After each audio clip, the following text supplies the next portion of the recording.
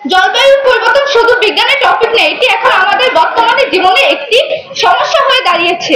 আপনি নিজের শহরের নদীগুলো দেখুন, কে দখল করেছে, কে দূষণ করেছে। এই প্রোগ্রামটা তোমাদের সংক্ষিপ্ত সময়ের মধ্যে মনে তোমরা প্রিপারেশন নিয়েছো, তারপরে এত সুন্দর করছো, আমি তো আমার কাছে অবাক লাগে। আমার কাছে আজকে এত ভালো লাগছে, জলবায়ু সম্বন্ধে ছেলেদের এত সুন্দর কথা বলতে পারে। শিক্ষার্থীদের স্বতঃস্ফূর্ত আয়োজনের মাধ্যমে আমরা জলবায়ু পরিবর্তনের উপর যে বিতর্ক প্রতিযোগিতা এবং আমাদের উপস্থিত বক্তৃতার আয়োজন ছিল।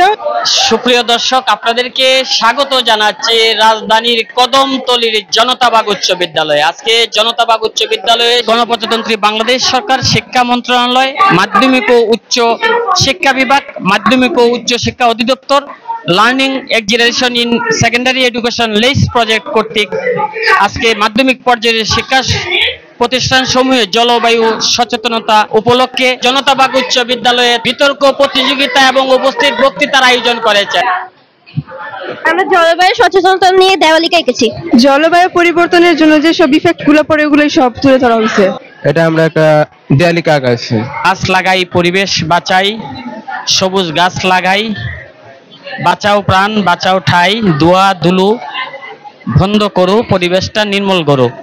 অনেক সুন্দর সুন্দর বাণীতে তারা এই দেওয়ালিকাটা তৈরি করেছে। এই যে আজকে দেওয়ালিকা প্রকাশ করেছে, যদি আলহামদুলিল্লাহ আমার সহকর্মীদের প্রচেষ্টায় সহযোগিতায় আমি আজকে সুন্দর একটা দেয়ালিকা প্রদর্শন করতে পেরেছি। আমি ধন্যবাদ জানাচ্ছি আমার দায়িত্বপ্রাপ্ত শিক্ষক জনাব মোহাম্মদ আবুল কালাম স্যারকে এবং যাদেরকে নিয়ে এই কাজ করেছেন আমার শিক্ষার্থীদেরকে আমি অন্তরের অন্তঃস্থল থেকে অনেক অনেক ধন্যবাদ এবং ভালোবাসা প্রকাশ করছি। আজকে আমি আসলে অত্যন্ত আনন্দিত এবং খুশি যে আজকে আমরা জলবায়ুর বিষয়ক যে দেওয়ালিকা প্রকাশ করতে পেরেছি, এবং সেটা হয়েছে আমাদের বিদ্যালয়ের জনতাবাগ উচ্চ বিদ্যালয়ের ছাত্রছাত্রীদের উদ্যোগেই। তারা যে এত সুন্দর একটা দেওয়ালিকা চিত্রাঙ্কন করছে এবং অঙ্কন করছে, সেটা আমি অত্র বিদ্যালয়ের সকল যারা এই বিষয়ে করছে, সহযোগিতা করছে, সার্বিক সহযোগিতা, এবং যারা এই দেওয়ালিকা প্রকাশ করেছেন তাদেরকে আমি আন্তরিক অভিনন্দন জানাই, মহরবক জানাই। কৃষি ও খাদ্য নিরাপত্তা। জলবায়ু পরিবর্তনের ফলে ফসলের উৎপাদন কমে যেতে পারে, যা খাদ্য নিরাপত্তাকে হুমকির মুখে ফেলে। বৃক্ষ প্রকৃতির বন্ধু, আমাদের জীবনের অবিচ্ছেদ্য অংশ। আসুন আমরা সবাই মিলে একসাথে গাছ লাগাই, গাছ বাঁচাই এবং প্রজন্মের পৃথিবীর জন্য সুন্দর পৃথিবী রেখে যাই। একদিকে যেমন প্রযুক্তি ও শিল্প উন্নয়ন ঘটছে, অন্যদিকে আমাদের পরিবেশ হুমকির মুখে পড়ছে। জলবায়ু পরিবর্তন এখন পরিবেশবিদদের আলোচনার বিষয় নয়, এটি মানুষের সামাজিক জীবন ও ভবিষ্যতের আস্থার দিকে প্রশ্ন হয়ে দাঁড়িয়েছে। এই পরিবর্তনকে আমরা প্রতিরোধ করতে পারি যদি আমরা সবাই মিলে সচেতন হই এবং কিছু কার্যকর পদক্ষেপ গ্রহণ করি। উন্নত রাষ্ট্রসমূহের কাছে আমার দাবি, তারা যাতে নিজেদের দায়িত্ব অস্বীকার না করে। উন্নয়ন করতে হবে, কিন্তু সেটি হতে হবে টেকসই এবং পরিবেশ বান্ধব পদ্ধতিতে।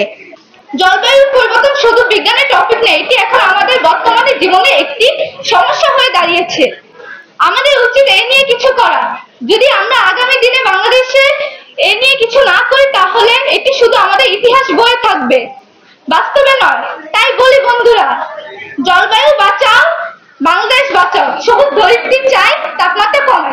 ধন্যবাদ সবাইকে। জলবায়ু পরিবর্তনের ফলে বরফ গলে যাচ্ছে, সমুদ্রপৃষ্ঠে উচ্চতা বাড়ছে, প্রাকৃতিক দুর্যোগ এবং তার তীব্রতা বেড়ে চলেছে। এসব পরিবর্তনের কারণে সবচেয়ে বড় কারণ হচ্ছে বায়ুমণ্ডলে অতিরিক্ত কার্বন ডাই অক্সাইড এবং তার উপস্থিতি ছড়িয়ে পড়া। এইসব ভয়াবহ পরিস্থিতি মোকাবেলায় সবচেয়ে সহজ এবং স্বাভাবিক উপায় হচ্ছে বৃক্ষরোপণ। জলবায়ু পরিবর্তন ও কৃষি পরিবেশগত সংকেত মোকাবেলা আমাদের কাছে একমাত্র পথ হলো যৌথ সচেতনতা ও কার্য উদ্যোগ। আমাদের আজকের বিষয় হচ্ছে জলবায়ু পরিবর্তনের জন্য দায়ী উন্নত রাষ্ট্র, কিন্তু ভুক্তভোগী উন্নয়নশীল রাষ্ট্র। আমরা আজ প্রশ্ন করছি, আপনি নিজের শহরের নদীগুলো দেখুন, কে দখল করেছে, কে দূষণ করেছে। উন্নত রাষ্ট্র কারা অনিয়ন্ত্রিতভাবে ইট ভাটা, ফ্যাক্টরি, কলকারখানা চালাচ্ছে। উন্নত রাষ্ট্রগুলো কারা প্লাস্টিক বর্জ্যে ভরিয়ে তুলছে পরিবেশ। উন্নত রাষ্ট্রগুলো না, তারা করছে না। আমরাই আমাদের নিজেদের দেশের পরিবেশ ধ্বংস করছি।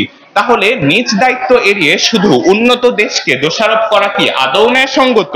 জলবায়ু পরিবর্তনের ভয়াবহতা এখন আর তাত্ত্বিক কিছু নয়, এটি বাস্তব তথ্য বলছে। একে অপরকে দোষারোপ করে কোনো লাভ নেই।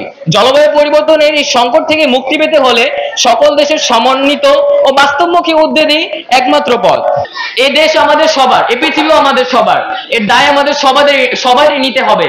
উন্নয়নশীল দেশগুলোর উচিত ক্ষতিগ্রস্ত দেশগুলোর পাশে দাঁড়ানো এবং অর্থনৈতিকভাবে সহায়তা করা। বাংলাদেশে প্রতি বছর হাজার হাজার বৃক্ষ কাটা হয় নগরায়নের নামে, বর্জ্য ফেলা হয় নদীতে, পাহাড় কাটা হয় আবাদে। এসবের জন্য কি কেবল উন্নত দেশ দায়ী? জলবায়ু পরিবর্তনের জন্য দায়ী উন্নত রাষ্ট্র, কিন্তু ভুক্তভোগী উন্নয়নশীল রাষ্ট্র।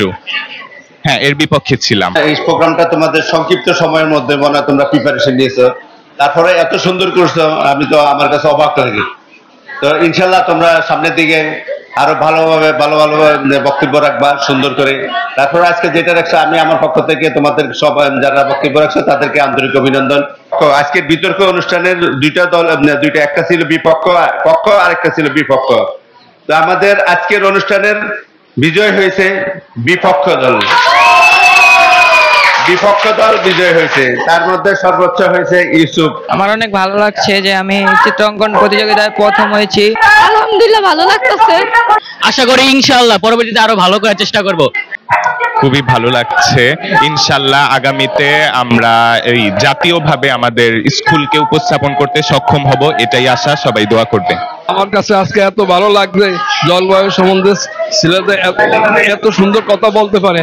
শিক্ষার্থীদের স্বতঃস্ফূর্ত আয়োজনের মাধ্যমে আমরা জলবায়ু পরিবর্তনের উপর যে বিতর্ক প্রতিযোগিতা এবং আমাদের উপস্থিত বক্তৃতার আয়োজন ছিল সেটা আমরা শেষ করেছি সফলভাবে।